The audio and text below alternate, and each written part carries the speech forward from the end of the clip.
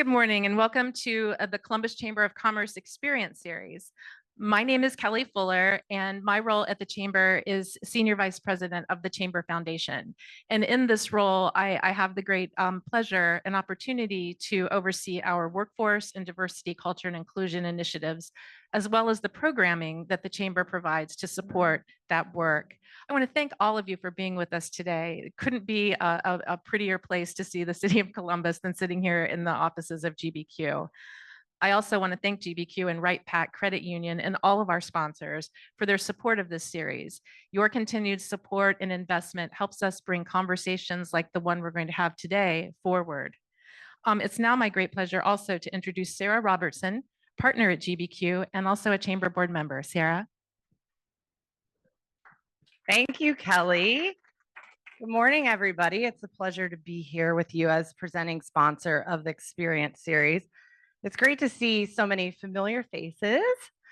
For those of you who are not familiar with GBQ, we are a top 100 accounting firm. You're sitting in our headquarters here in Columbus, Ohio. We also have offices in Toledo and Cincinnati and Indianapolis. We have over 300 associates whose smiling faces are on this wall over here. We serve clients, we celebrated our 70th anniversary in 2023. We have clients all over the world. And while our bread and butter is in tax and assurance, we serve clients in virtually every industry and have consulting expertise in everything from mergers and acquisitions and bookkeeping, cybersecurity to wealth management and international tax, fraud and dispute advisory. So today we have an inspiring fireside chat featuring Dr. Angela Chapman, Superintendent and CEO of Columbus City Schools. Dr. Chapman is going to share her insights on the importance of collaboration between educational institutions and business in shaping the future of workforce. In this engaging discussion, Dr. Chapman will highlight the innovative programs and partnerships that Columbus City Schools have developed to prepare students for success in the workforce. Whether you're an educator, employer, or community leader, this conversation will provide valuable insights into building effective partnerships that benefit both students and employers. So without further ado, I'm going to hand things back over to Kelly to begin our program. Thank you.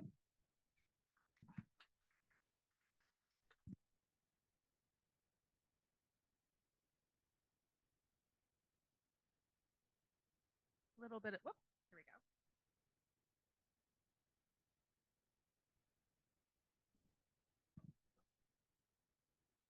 Little bit of musical chairs this morning, but if you would also now allow me the great pleasure again of inviting Dr. Angela Chapman to join me at the table.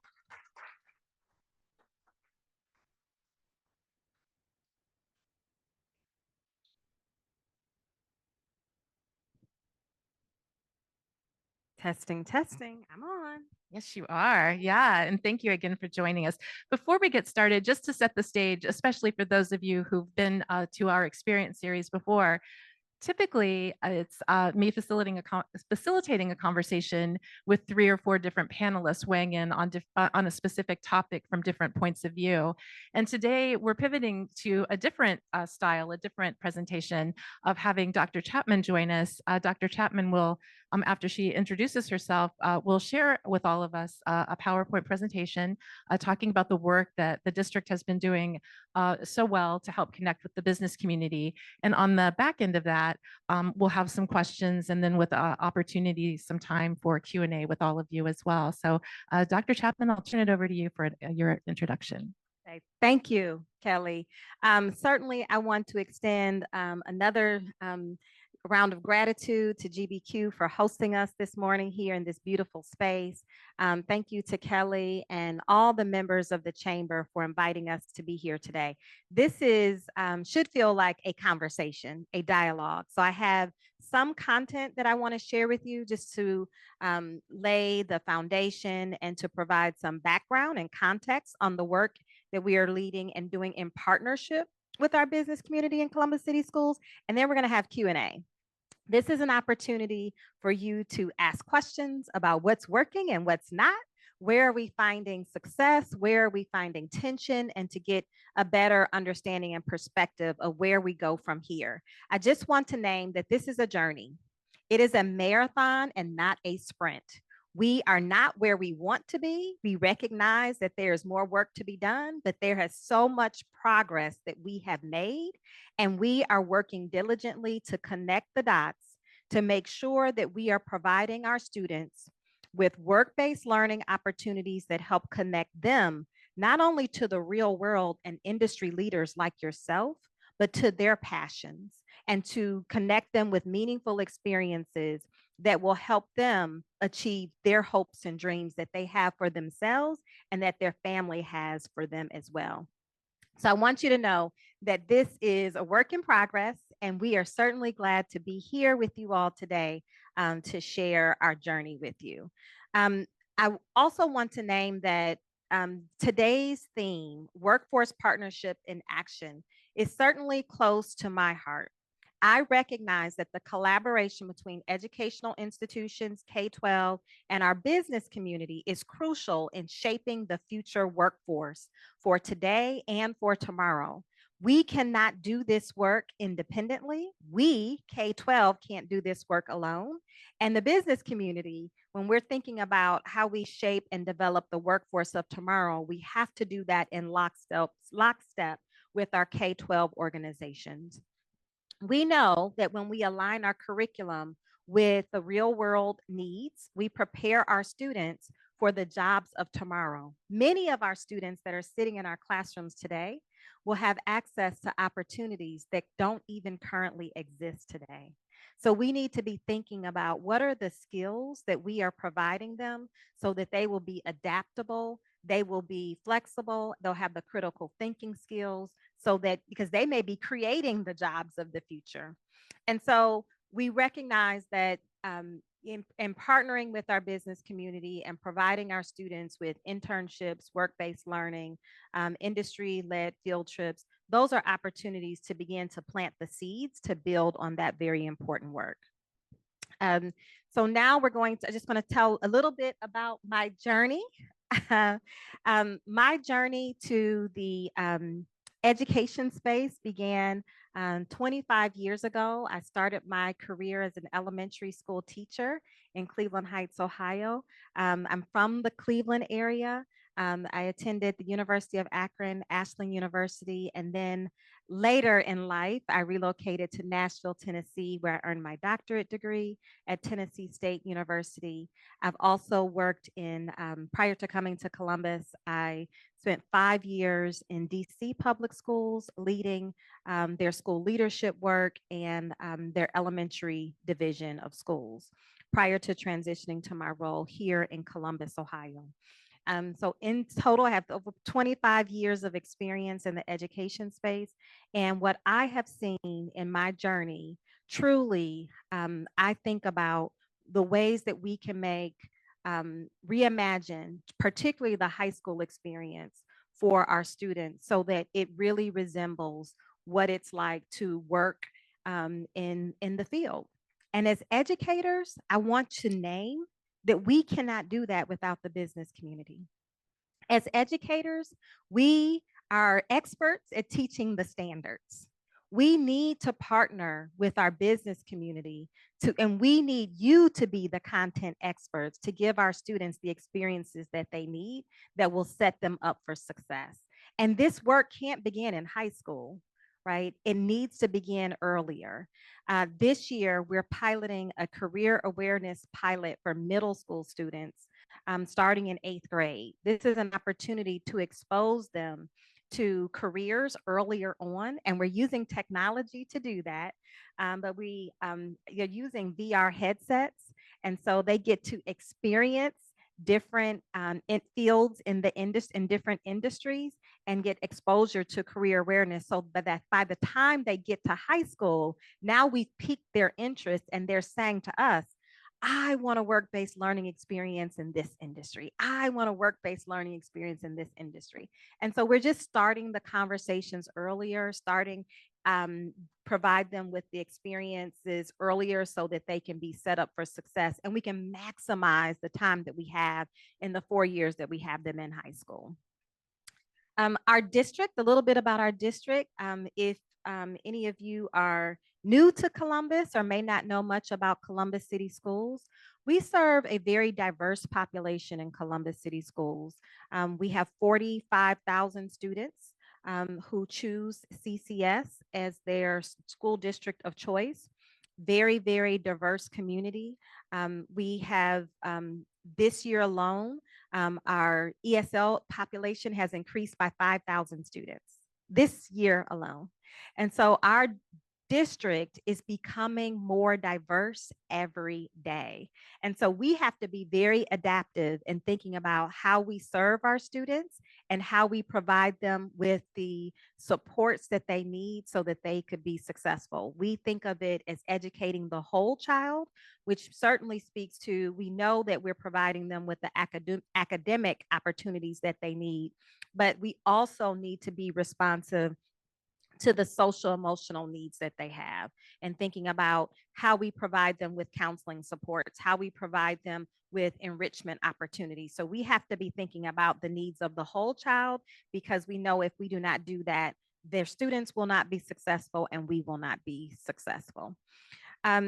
When I think about the investments that our community has made in our district, again, I am very, very grateful for the support that our community has provided to the district. This past fall, we had a very, very important initiative on the ballot. It was issue 11.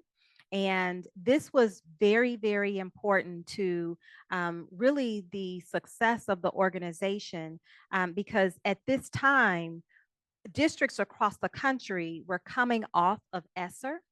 This was the federal funds that were provided to school districts during the pandemic to help with supports, recognizing that during the pandemic, our students across the country, excuse me, our children across the globe, a global pandemic, our children across the globe experienced unprecedented disruptions in learning across the globe.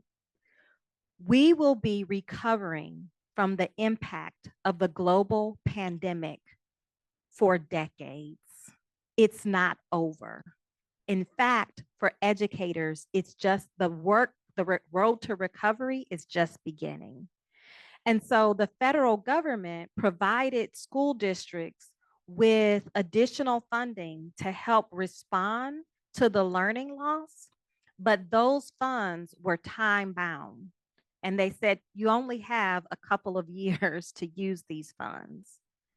We're still experiencing the impact of the pandemic.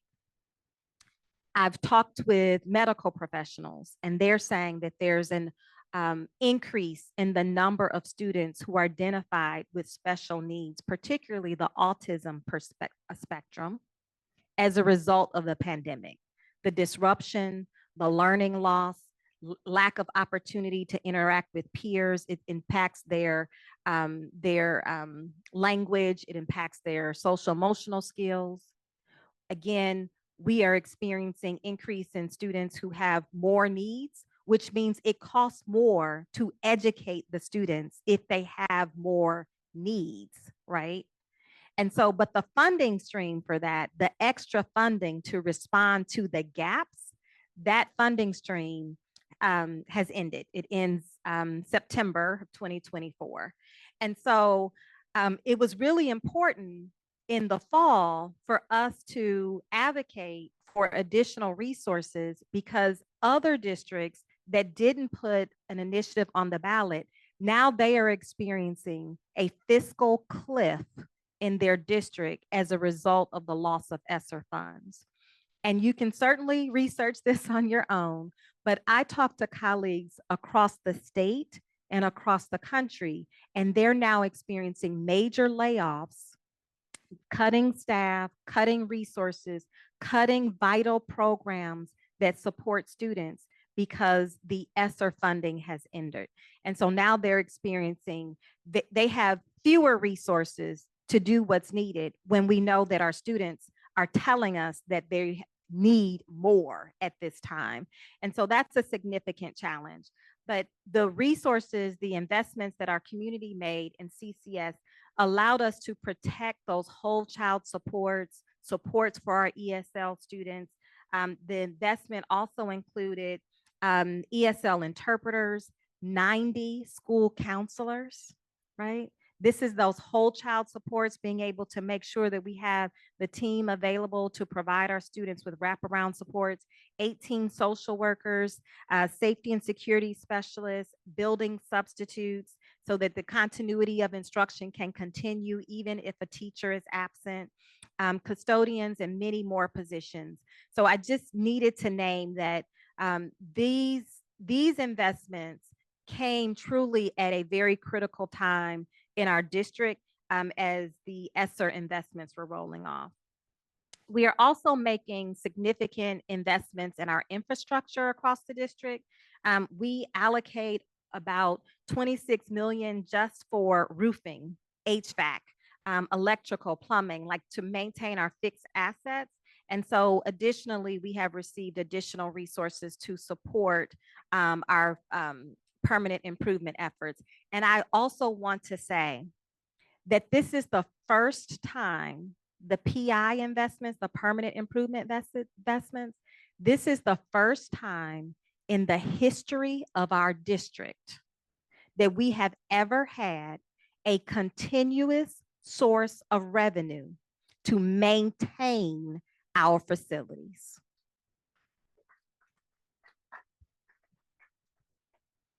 And in a district of our size with 113 schools, how do you maintain the facilities if you don't have a continuous source of revenue?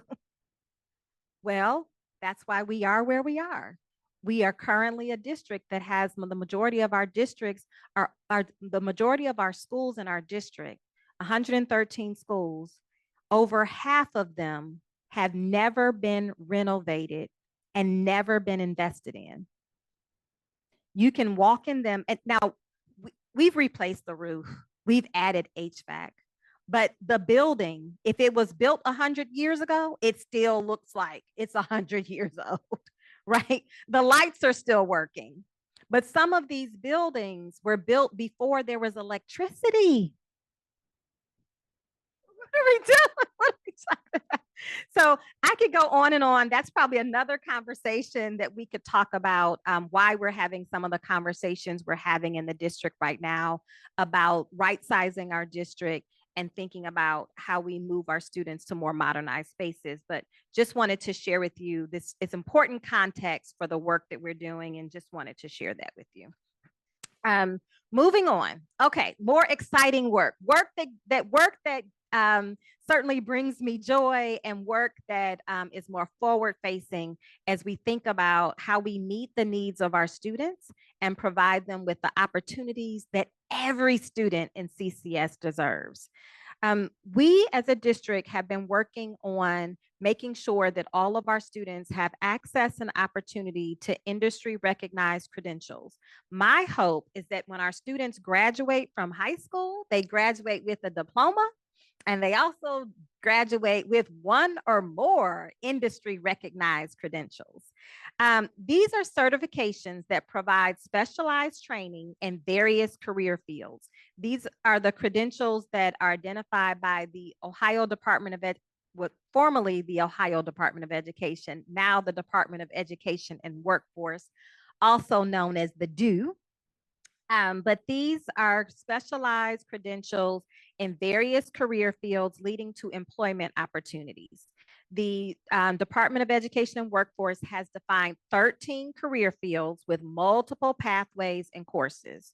We are piloting early career exploration, like I talked about earlier, with our middle school students with the help of our partners from I Know I Can. We are dedicated to offering credentials that hold value for our students in the upcoming school year. Last year, our students earned over 8,000 industry recognized credentials. And the last year, that was the previous year, last year they earned over 9,000 industry recognized credentials. So each year we want to continue to increase the number of credentials that our students earn. And if we graduate 3,000 students every year, we want to make sure that every one of those students has at least one industry recognized credential that they have as they walk across the stage. These credentials provide our students with the opportunity and access to earn a livable wage while pursuing further education and can be used as evidence of prior learning for college credit. We certainly want to hear from you about which credentials your organization values in your industry so that we can include them in our programs and better prepare our students for the workforce. Our students, we know, are ready for the workforce. And for me, as an educator, as a parent, I see this as the tangible way that we in the Columbus community can address the inequities in our community. When we think about economic opportunities, we think about educational opportunities and address disparities by making sure that we're preparing our students to have credentials and a diploma when they graduate from high school. This sets them up for a trajectory to be successful, not only in high school, but and beyond. Because if they are able to lock in to a career field that they feel connected to, that they're passionate about, chances are they're going to stay engaged and they're going to continue to further their education, and they're going to have access to high skilled, high paying jobs when they graduate. We cannot afford for our students to not have a plan when they graduate. And so this is truly an opportunity for us to change the trajectory for our students and our community. For the upcoming school year, this again, remember I said before, and I started off, I said this is a journey. But for the upcoming school year, we are launching the business pathway in 20 of our high schools. This will be a new pathway that includes the marketing pathway in 14 schools and the business and administrative services pathway in 5 of our schools. Each path will offer business foundations and strategic entrepreneurship courses. Our call to action is clear. Our industry partners must engage directly with our students to provide real-world insights and opportunities. So this is on the table. 20 high schools will have a business pathway for next school year. We want to make sure that all of our students have not only the content, but they also have the experience that really deepens their understanding and awareness of business and entrepreneurship. And that means we have to partner with our community to do that work. We can't manufacture these experiences for our students. It's not going to come from a textbook. It's not going to come from the internet. And certainly we can tease them and tempt them with an electronic experience with the VR headset, but nothing will replace the real world opportunities to engage with industry leaders and have those side-by-side job shadowing opportunities so that they know what it's like in the field. And so, how can you connect with us? How can you support our work at these 20 high schools that are launching this business pathway? There are 4 main ways to do that. There's School Links, which is simulated work-based learning experiences. There's the CTE advisory boards, and there's our Career Tech Forward initiatives. Your involvement is crucial to the success of our program and our students. And there are lots of ways for you to be involved depending on your time, how much time you have to give, and your industry or your business commitment to how far you want to go in the first step. Our expert partner strategy provides several opportunities for engagement, including yearly district information updates, a monthly CTE newsletter, a calendar of important dates, invitations to hiring events, and access to School Links. These are designed to help you stay informed and involved. School Links is the program that we use to connect our students with industry partners. Currently, 93 companies and 123 individuals are involved. And I think we have more than 93 companies in the room today. So I think we can increase our engagement on this one. That would be an easy one. But through this platform, we're offering 509 opportunities in and around Central Ohio. This platform is vital for bridging the gap between education and workforce. And then the employer showcase. Employers have direct access to our student pool when posting opportunities on school links.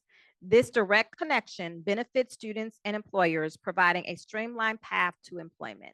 And I just want to stop and name, in a district of our size, we have to have a centralized way to streamline these connections and opportunities for our students. We have 21 high schools. We graduate, just 12th graders, 3,000 students every year.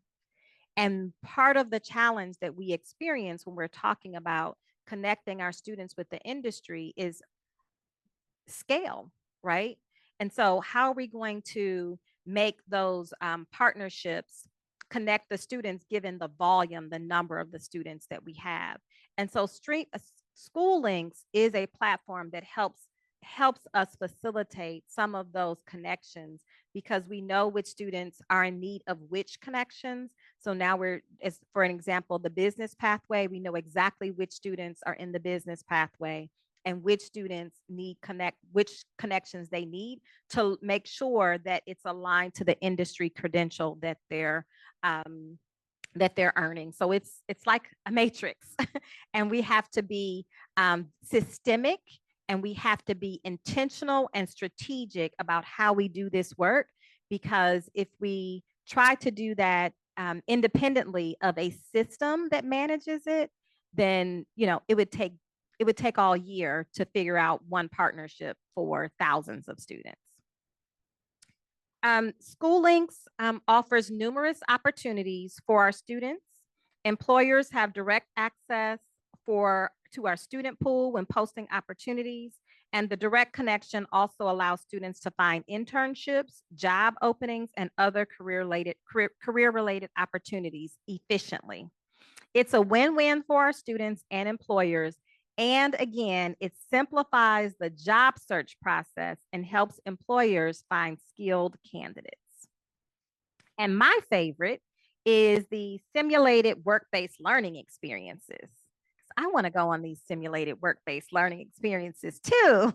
Don't forget to invite me. These are structured through a work-based learning agreement. So we have to have a formal agreement with any of our industry partners for these experiences. We have, they have to cut the mustard with our legal team, and we have to make sure all the protections are in place for our students. And I'm not saying that to intimidate anyone. I'm just saying that there has to be a plan. These experiences must be tied to technical skills, and industry partners must evaluate the students. This approach ensures that students gain relevant hands-on experience while providing valuable contributions to their industry partners. Students can offer creative solutions and align their deliverables with employer expectations by articulating skill needs and challenges. And the next opportunity for employers to engage with us are the advisory boards. I know everyone is looking for another opportunity to be on another advisory board, right? Our advisory boards are essential for ongoing collaboration. We get to hear from our industry professionals about what's needed, the skill sets that are needed, and their industry leaders get to hear from the K-12 space about what's working, what's not, and how to best support our students in all of these various options like work-based learning, job shadowing, and so forth. We have a fall advisory board meeting scheduled for September 18th and a spring advisory board meeting on March 5th of 2025. Oh, that seems so far away. These meetings provide a platform for industry partners to share insights, discuss program improvements, and ensure our education programs meet industry standards. And I just want to name that this is a two-way communication. While we are learning from you, you are learning from us as well. And then our Career Tech Forward. This is the second annual Career Tech Forward Conference, which was held just a couple of weeks ago on the campus of Ohio State. We covered important topics such as work-based learning, industry credentials, economic development in Central Ohio. Kenny McDonald was there and provided an interactive, engaging conversation about the economic development needs and the changing landscape in Central Ohio. And it's an opportunity to collaborate directly with our business partners. Certainly, this conference provides us with an opportunity to highlight the importance of partnerships and the collective effort in our entire community to prepare our students for future workforce. So those are some of the ways that we would like to invite our industry partners like yourselves to join us in this work and support our students with connecting them with the workforce opportunities that they need today to prepare them for careers of tomorrow. So thank you. I'm going to turn it back over to Kelly so we can get into the nitty gritty, those good questions that you have. Thank you, Dr. Chapman, for a very comprehensive overview of bringing us up to date on where the district is right now and all the great opportunities for the business. I have to say a couple things in reaction to that. I think I've shared with you, I have a background in career tech education myself. So understanding the importance of that relationship between the business, the instructors in the classroom, and the student scholars themselves, how critical that is. So the good news is, and I know I've shared it in this room before, but in the 300 to 400 consultations with all of you that I do every year in workforce, what has been in the top 3 consistently is how do I, as a business leader, as a business owner, connect with emerging leaders, including those students and instructors in that K through 12 space. So I think a lot of the things that you've laid out for us this morning already kind of give us an overview of how that can happen. I'm going to ask a few questions, and then in a bit, I'll turn it over to all of you. I'm sure you have questions for Dr. Chapman as well. I want to kind of start with where you left off with the advisory committee, because that is an opportunity for businesses to come in twice a year formally. It doesn't mean they can't be having a conversation with those instructors in between. If I'm a small business owner specifically, or a small business leader, what are the requirements to be on that advisory committee, and what is the district going to ask me to do in that two-way conversation? We just ask that you have a passion for connecting with the K-12 work, the K-12 space. So there's no special requirement. You are already an industry leader. You are a business owner. You are a business leader. You have the expertise that our students need. So we just ask you to show up and share with us freely about what's working and what's needed as you think about the workforce needs that you have, and be engaged in a two-way conversation. So essentially, we just need you to show up. We just need you to raise your hand and say, I'm willing to commit and be a part of the conversation. This is a dialogue where you're sharing your lived experience, your experience working in the industry, and we're learning from each other. Yeah. And we talked and you shared about work-based learning as well. And I've seen work-based learning experiences that are really robust and enhance that experience for the student scholar as well as the business. And I've seen some not so good. What makes a good work-based learning experience? What if I'm trying to design something as a business person? I'm going to have maybe an 11th grader come in. What's a good experience? What is the groundwork I should lay?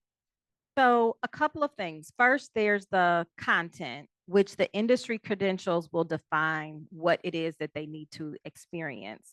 But more importantly, what's most valuable to our students is the feedback that our industry leaders are giving to our students.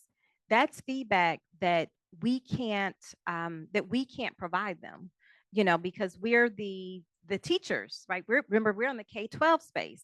We can talk about what it might be like in the field, but you all are the ones that know this is what it's really like in the field. So that feedback from the industry leaders to the students is truly the most invaluable experience. Everything else will be set up for success and aligned to the industry credentials, but they need to hear from folks in the business community when they're saying, you know, we need you all to reinforce, you got to come to work every day. You got to show up. This is the type of attitude you need. This is how you work through challenges. This is how you work through difficulties. And if you don't, you won't be here tomorrow, right? That's a it's just really thinking about what it is that you need your future leaders to do and to be able to demonstrate in the industry, and being able to give them that feedback in real time, I think is the most valuable experience, because the students, that's what they come back and tell us. Oh my gosh, now I know what it's like. We've been telling you it's going to be like this. And then that experience, it just resonates with them, and it sends them a message and a signal that's so much deeper and broader than what we can provide for them in the K-12 classroom. Thank you. And a couple things on that. So you mentioned that it's working towards an industry credential. I'm going to park that for just a second. But let's say I'm a business and I don't necessarily have a defined industry credential. Can I still do work-based learning? Can I still be involved with having a student come into my place of employment? Absolutely. Because remember, entrepreneurship, the business pathway, every business could be a part of that. Right? This does not have to be germane specific to, let's say, hospitality or transportation or finance or banking. It is just business. It's a business pathway. There's opportunities for every industry to be connected with students in the K-12 space. We will leave no business behind. We'll take everyone to connect our students with those experiences. So I parked the credential for a second, but I want to go back to that. We talked about the industry credentials that the Department of Education and Workforce has identified. If I don't see a credential that is representative of the work that I want done, is there a process that we know of that a business could say, hey, I've looked at your credential list. I'm really not seeing anything here that matches up with me, but I do have a credential that I'd like the Department of Education and Workforce to consider? So I would say connect with us, and we can talk about where your industry might fit within these 13 credentials. Usually they're broad enough that provides an opportunity for there to be some intersection, but connect with us and we can work through the details. And we can also join hands and push on our Department of Education and Workforce and say, this is what we need. And this is actually the best time to do that, because what used to be the Ohio Department of Education, they just transitioned to this new structure where they have a Department of Education and Workforce. And they are just now developing the plan for what their work will look like. So they changed the title. Now they're figuring out and working on what will be their work. They are very interested in hearing from our community. And we can, again, we're the content experts. We're the experts in the field. We can say, this is what we need. And so this would actually be the right time to have those conversations and work together in collaboration to say, if we're preparing our students for the workforce of tomorrow, we need to make sure we have this in place or these expectations. So we can inform the strategy, not only at the district level, but at the state level with the State Department of Education. Awesome. You said something else too that really, again, harkening back to my career tech ed days, I love this idea of getting in front of middle school students, their families, their instructors, administrators. Talk about why that's so important, because if I'm a business, I'm thinking, oh, maybe I don't want to talk to a 6th, 7th, or 8th grader, but why is it important that a business does connect at that age level? Thank you, Kelly. I hope I don't shock anyone, but I want to say this work really begins in pre-K. I hope that's not shocking to you, but I think that it's never too early to start introducing our young people to careers. I believe it begins in pre-K. I don't want to shock anyone, right? But and it has to be developmentally appropriate at every grade level. But in the earliest grades, it's absolutely when we take our students on a field trip to the fire station, That was early, like my son's daycare took him to on a field trip to the fire station. As early as 3 and 4 years old, they're saying, I want to be a firefighter. Well, let me show you what that looks like. And then that's an industry-led field trip. We don't call it that, but that could happen at the age of 3 and 4. And so if we just think about how we're exposing our students to careers, it's career awareness. It doesn't mean that we're going to drop our 5-year-olds and 8-year-olds and 12-year-olds off at the office and leave them there for the day, right? But it is really introducing them to all careers and the diversity of careers and preparing them for making sure that they know what opportunities are available. And it's, going outside of the health and safety careers, right? Talking about, when you talk about the technology that the students are using and making sure that they are aware that someone developed that technology, and introducing to our students that you don't always have to be a consumer. You can be a creator. You can design it. You love the iPad? Okay, well, let me talk to you about who designed the iPad, right? Maybe you have a better way, a new way of thinking about how we interact with technology. And so it's having conversations like that that truly we can't wait to high school. We can't wait till middle school. It really starts much, much earlier by introducing our students to careers. And it's really about their mindset at that age, and just explaining that everything that you see is really someone has developed, designed, created that, whether it's the water bottle, the packaging for the water bottle, the table, the furniture, the space, the paper, the microphone, the technology we're using, and making sure that they understand that everything that we experience in their world, no matter if they're a 5-year-old, a 15-year-old, or 19-year-old, was developed and created by someone, and there is a pathway to lead to careers and opportunities for them. So it has to begin earlier. And that doesn't mean that our industry leaders need to be in the classroom doing that work. We do that work in partnership. And so we would figure out what would be the most developmentally appropriate way to do that for the various grade levels, depending on really the X factor here is attention span. When you get a room full of 4-year-olds, you can only hold it. If it's not hands-on, you can forget it, right? And so really depends on how long you can hold their attention span.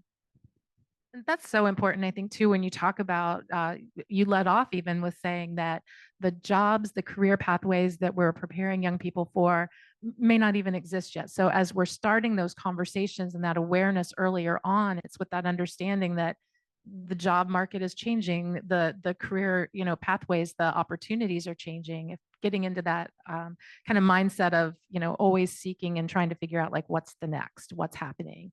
I want to also ask you a bit too about something else that you shared that really struck me with, the learning loss and all of the kind of emotional impact of what the pandemic did to so many students, scholars in the classroom, as well as their educators.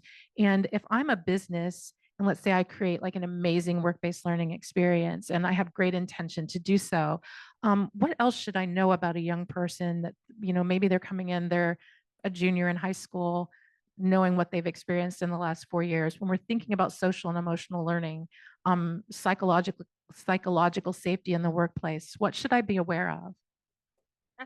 That's a really good question. And I would say that our students are no different from us. When you enter a space, after saying hello, do you say how are you doing? You allow time for a check-in. Are you reading their body language? Do they look tired? Do they look overwhelmed? Do you ask them what they need? Before we get into the agenda, before we get into the content, before we get into, we have these 99 things to do today. Do you just stop and pause and say, how's it going? And wait, not start talking over them, right? Because you're just asking that question to get to the next one. No, how are you really doing? How are you balancing it all? For our students, many of them are working as they're going through school. Many of them may have other responsibilities outside of school. And so this work-based learning experience or this interaction that they're having with the business leader may be one of, I don't know, 10 things that they're juggling. And so just stopping and pausing to say, how are you really doing? Are you okay? Are you ready for today? What do you need to feel supported today? Is there anything that we can do to make your experience or your time here with us better? Check in on the front end, check in during, and a check in after. It doesn't cost anything. There's no template or script for this. You're really just connecting, making time to make that connection instead of just plowing through. That's called leaning into the social emotional learning aspect, making sure that our students, because as adults, we know how we feel. We know what happened before what it took to get us here today, how we feel, and our ability to recognize how we're feeling in this space, in this moment right now is called self-awareness. That's a social emotional learning skill. Wouldn't you want all of your employees, colleagues, and peers to be self-aware, to know, hey, you had a bad day yesterday. You're coming into this space a little agitated. You need to take a moment for yourself to reset so you don't bring that bad energy into this space. You have to be self-aware to know how you're showing up every day. So when you make time for that check-in, you're reinforcing this life skill, which is called social emotional learning, that we want our students to be able to demonstrate, but that's what we should be able to demonstrate as adults. So those are transferable skills, whether you're in the classroom, you're here at GBQ, you should be aware of how you're feeling and have strategies for managing your emotions. And say that's great counsel for us, For all of us. regardless, yeah, whether we're talking about young people in our workplace or just our coworkers, our adult coworkers as well. You also mentioned that in the last, I think you said the last year, there's been 5,000 new students that require ESL, the English for Speakers of Other Language.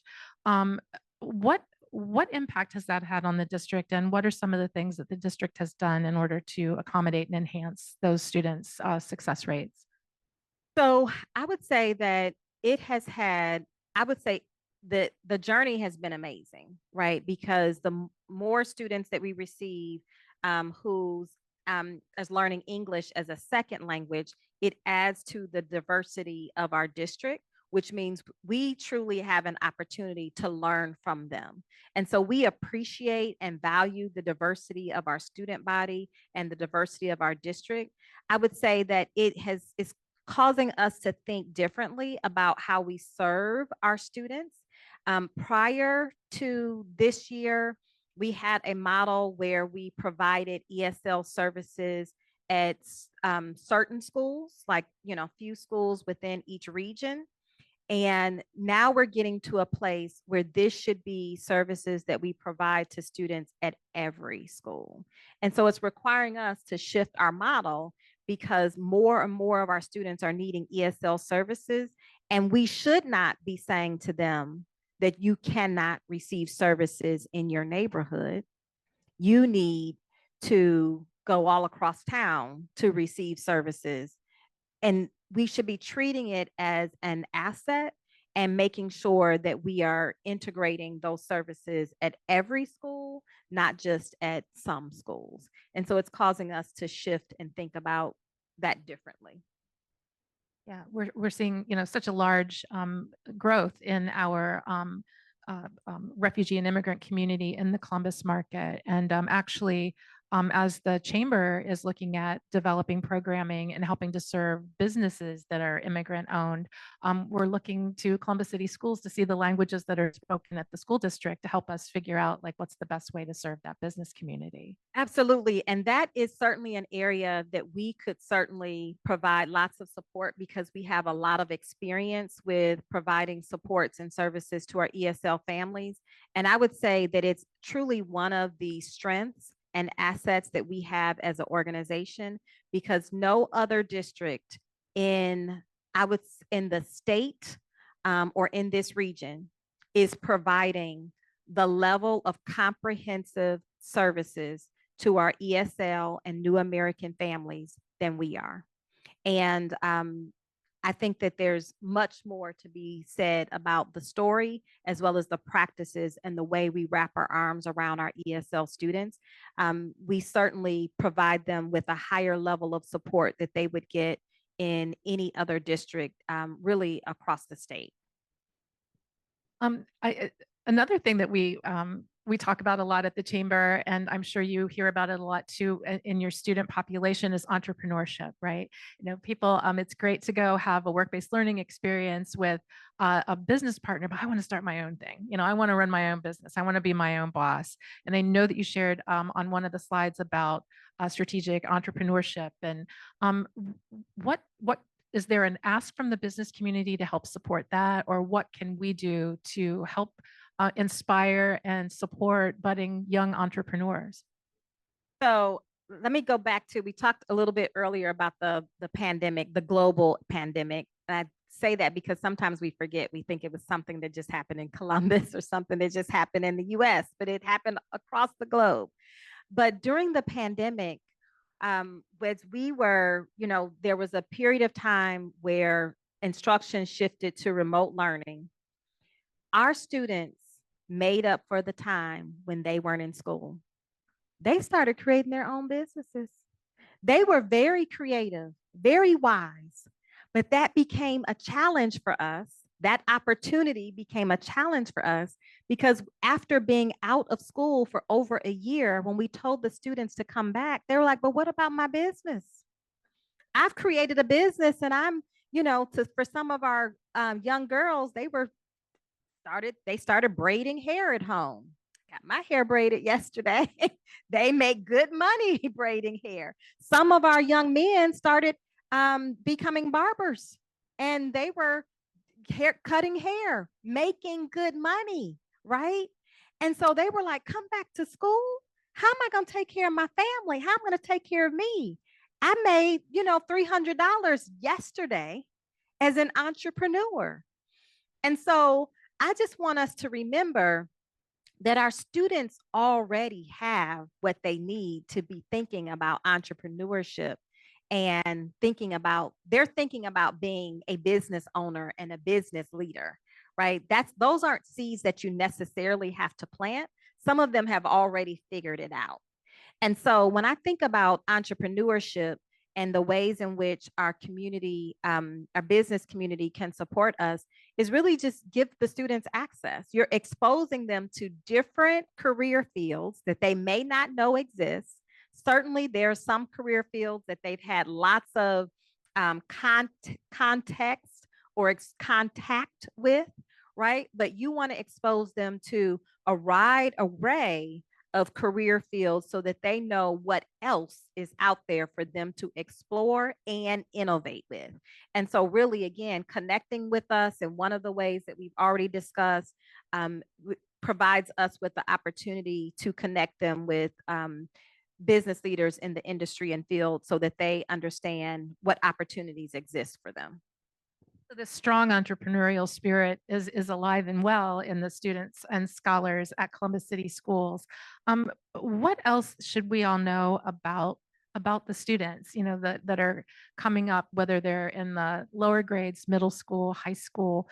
What lasting thought would you like to leave with folks here today about the students at Columbus City Schools? So I get to brag a little bit.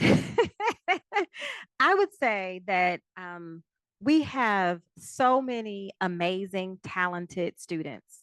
They are bright, they are brilliant, and they are looking for opportunities to really show their passions and connect with business leaders.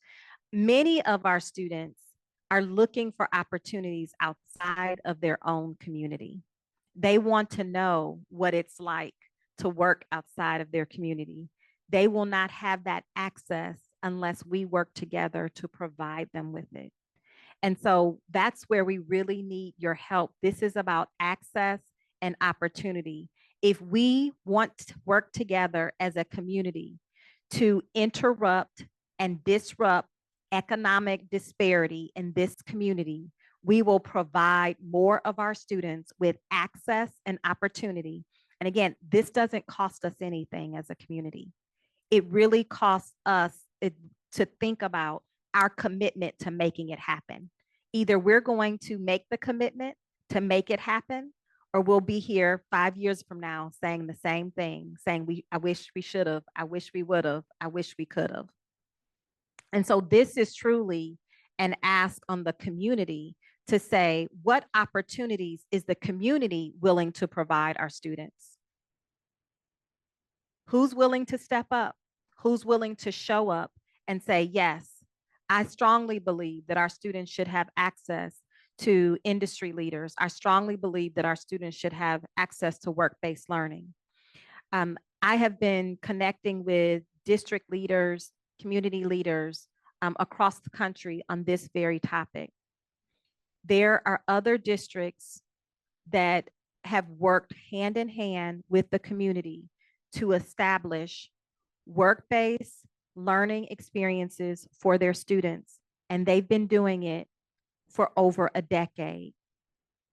The time is now for the Columbus community to come together and say, we see our future success in the success of our students. We have to partner with K-12. It's not what if, it's not, I wonder if we can, it's not, maybe we should, it's not, we can do that later.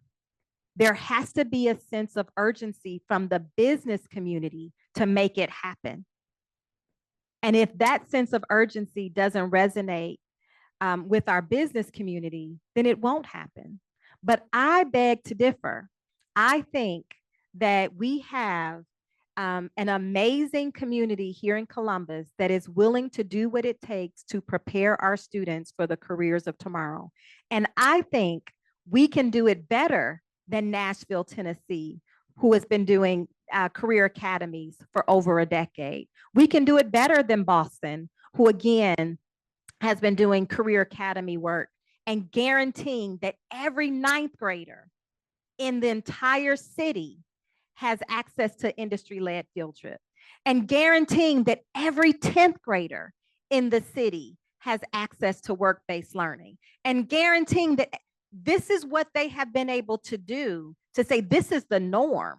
This is the culture that we create in our community. And it's not dependent on one individual or one institution. It's the entire community standing together, united, and saying, this is what we want for the future of our city, for the future of our community, and this is how we are going to invest in our students.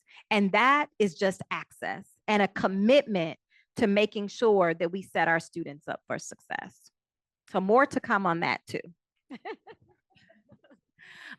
Thank you, Dr. Chapman, for engaging in this conversation with me. My questions for Dr. Chapman are complete. So this is an opportunity for any of you with us today. If you have questions, Kaylee has a microphone. She can come around and. So Dr. Chapman, Ben Gibbons from Ohio's 529 Plan, thank you so much for being here today and everything you've shared. I have to say, as someone professionally who's passionate about helping families prepare and save for their education and after high school, as well as a parent of Columbus City Schools and a longtime volunteer, really what I have to say to you today is just preach. Thanks for sharing this with those in attendance. It means a lot. I think it means a lot for all of us. And I guess my question, my one real question, especially for those of us who live, work, and or play in Columbus, would you be able to put that QR code back up there? Because I know I've put my time where my mouth is and registered earlier today for September 18th, and I hope others will too. Thank you. Thank you so much. Thank you for stepping up and showing up for our students. Appreciate you. Good morning. Thank you so much for your sage wisdom and your passion, Dr. Chapman. It's really exciting to see that someone like yourself at the helm of all of this important decision making for the next generation.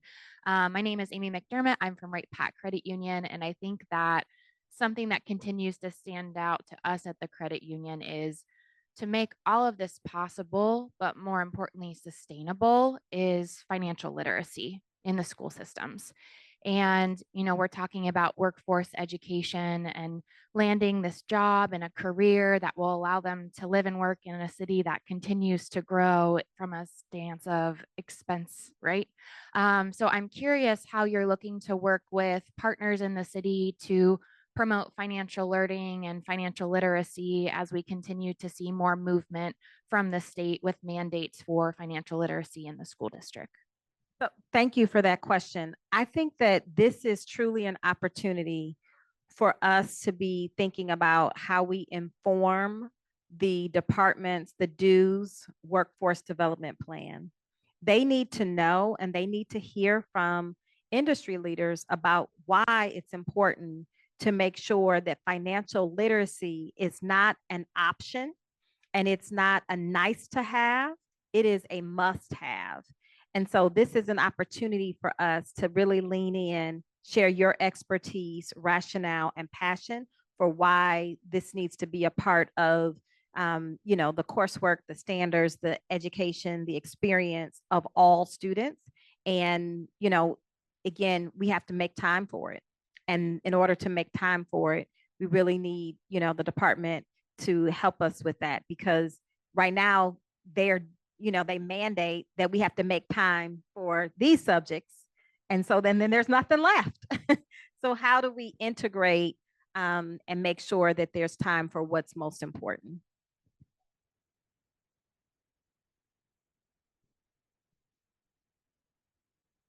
Just a quick question so I'm in the nonprofit space and we do after school programming and we partner with Columbus City Schools.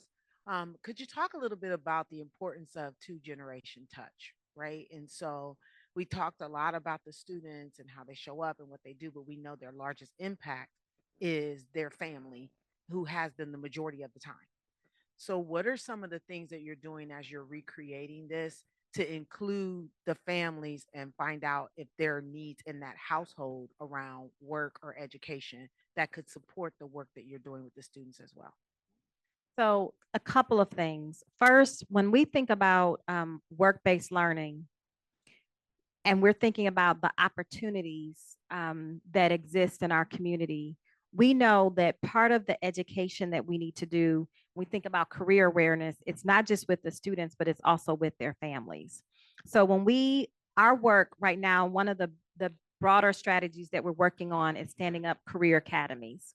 Again, this is a community-led transformational model where we would work with a high school and we would say this high school is going to establish 3 or 4 career pathways within the school.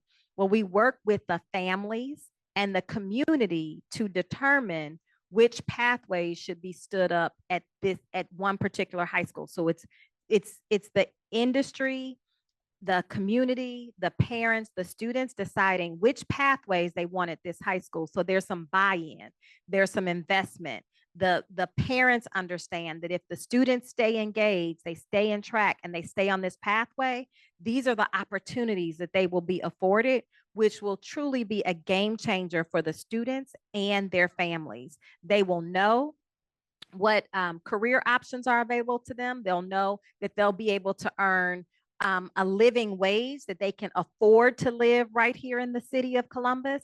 And so that's the type of buy-in, that's the type of engagement that we hope to do as we stand up career academies across the district.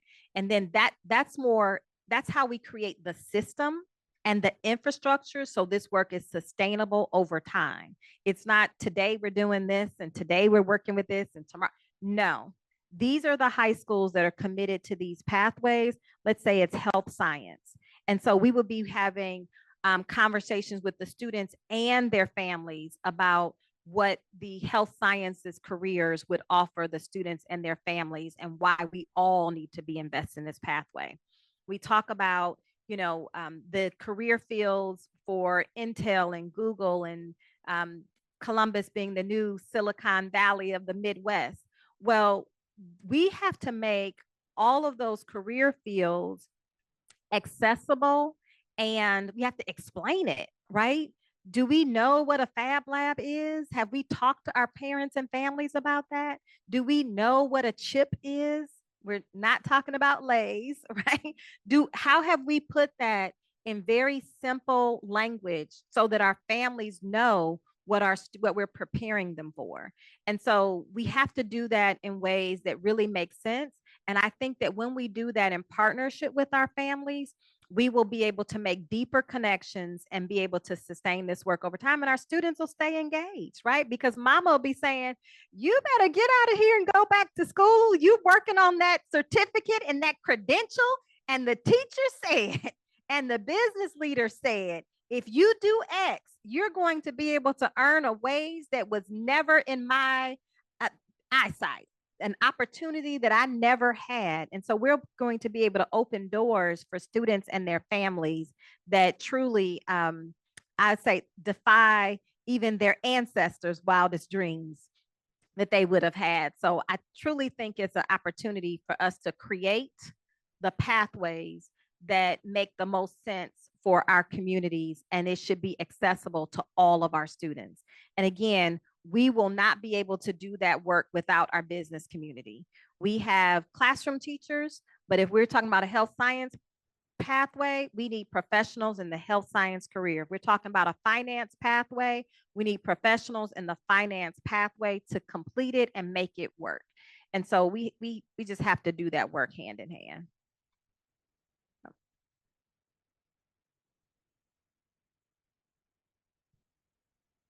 Hi, good morning, Dr. Chapman. My name is Stephanie Matthews. I'm the executive director of a nonprofit called A Tribe for Jazz, and we recently partnered with Columbus City School, and we're very grateful for that partnership and to bring other young people into music education. So my question is about you started off touching on social emotional learning and the great disruption. And we saw that ourselves when we went into the schools with a program that helped foster greater connectedness and vulnerability and empathy with the young people and help them to reconnect. This was after they got back into in-person learning. We did a program. I'm mentioning that because it seems to me that there could be a gap there, and I'm between the workforce development, the workforce program, and then these partnerships in that preparation space of the social emotional learning, the adaptability, the greater collaboration. I'm just wondering if there's room for partnership there for an organization that may focus specifically on helping bolster those skills and young people to prepare them for those engagements. And I'm also asking because, on the collegiate level, I do work with Denison Edge, and we have a business immersion. And we've seen in our sophomores and our juniors who come into the summer immersion program, it's a 6-week program, they even have that lag still and are still suffering socially and emotionally. And to keep them engaged and to help them be more resilient and to not like quietly quit, it's been a struggle. So it's continued on. It's just really interesting, and I'm just wondering if there's room there for partnerships in between the children going into those different workplaces to help them grow there. Yes. And so what you're touching on is that everyone was impacted by the pandemic. And if you took maybe just 5 minutes, you would think about how your own life has been impacted and how you interact with the world differently post pandemic. Maybe you don't go to church and sit on the pew anymore. You go to virtual church. That never happened before the pandemic, right? And so if we all think about how our lives were impacted, think about more vulnerable students. The pandemic had a more significant impact on students who were already at risk or more vulnerable. And so absolutely, there are definitely, the need is there and the need will continue to be there. And I would say that there should be an opportunity to connect not only in the K-12 space, but also in the business space, right? And so as we're thinking about, we have a room full of leaders in the nonprofit space, business leaders who are all interested in workforce development, but there are opportunities for even the businesses to say, I want to start this workforce development strategy. And in addition to the industry experience, I also want to offer social emotional learning support for not only the students, but I'm sure some of your colleagues and coworkers need it too. We all need a little bit more love now these days, right? And when we think about, just the mental health needs in our entire community, we know that there's more needs and more demand for supports than there actual are supports in place. And so I don't know if we're ever going to be able to meet the demand there in that mental health space. So there's always a need for partnership.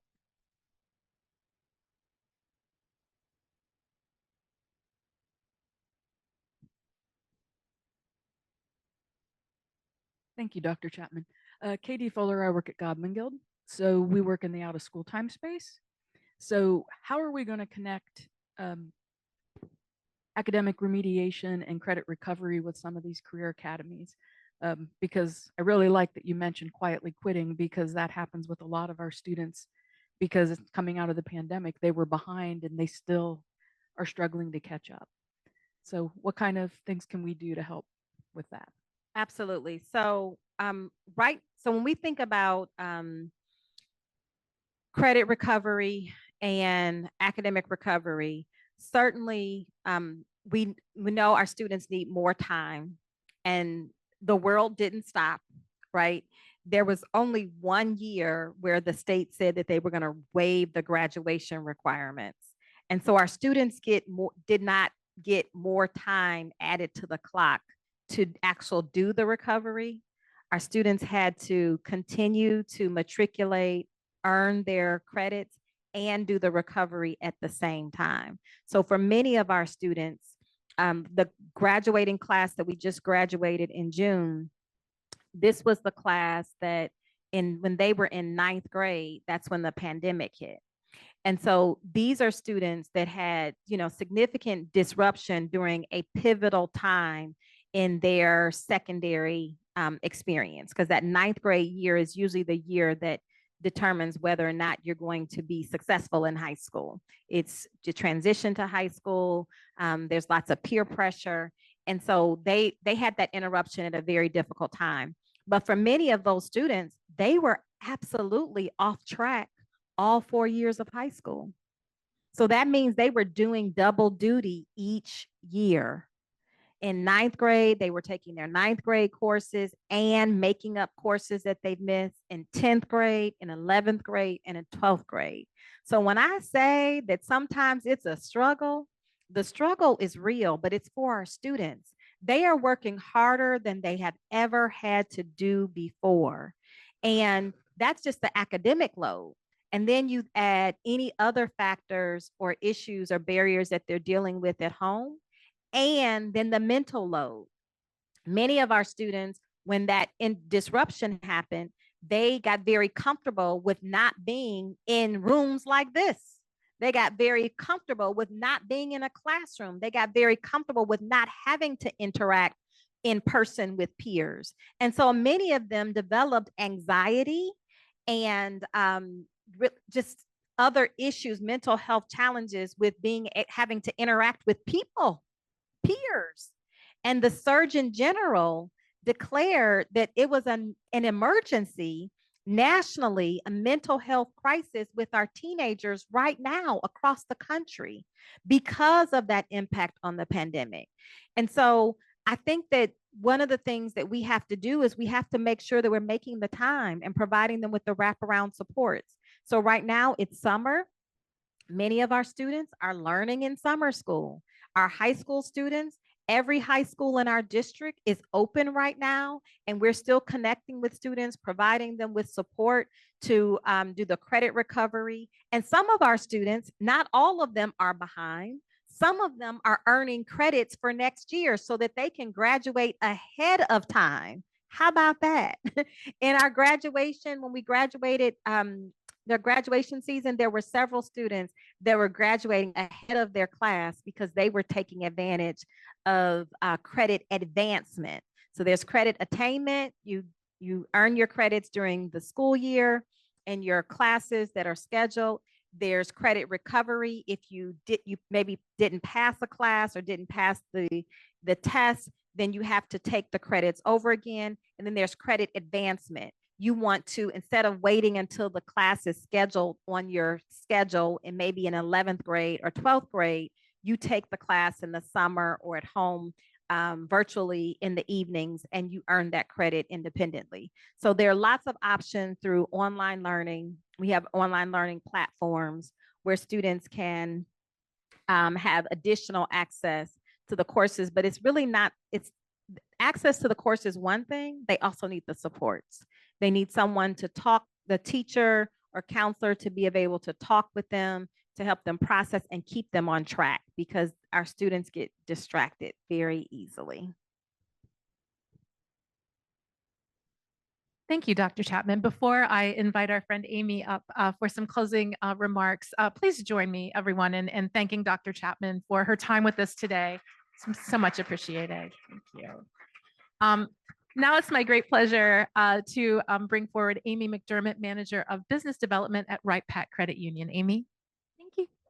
Okay, we're on. Good morning, everybody. Thank you so much for spending time with us this morning. Again, Dr. Chapman, thank you. It's a pleasure to be here with you all this morning to wrap up this very important conversation. Wright Pat Credit Union is a proud sponsor of the Columbus Chamber and its Experience Series, and we recognize the importance of facilitating conversations on workforce and talent in our Central Ohio and community as a whole. I always try and think about what's the right thing to say in the room that I'm in. And I think that this is a really important conversation. And it's important to start thinking, how are we doing the diligent work that we need to as community partners for this emerging workforce, right? And so some of the statistics that kind of came to mind to me this morning is the fact that most Americans do not have $500 in a savings account should something happen. Most Americans are living paycheck to paycheck. Most Americans, if they are renting, are trying to afford in the Columbus, Ohio area just shy of $2,000 to rent an apartment to live in for their family, whatever that looks like. It is a difficult time right now to balance financial needs. And it's an even a more important time for our financial partners like Wright Pat Credit Union to step up and do the diligent work to support our community so that they can use the dollars they have to support their future and to support their well-being. We believe that it is necessary to be a financial partner that builds hope and well-being for our members and for our communities at large, which is why we've developed a program called Money Magnifier.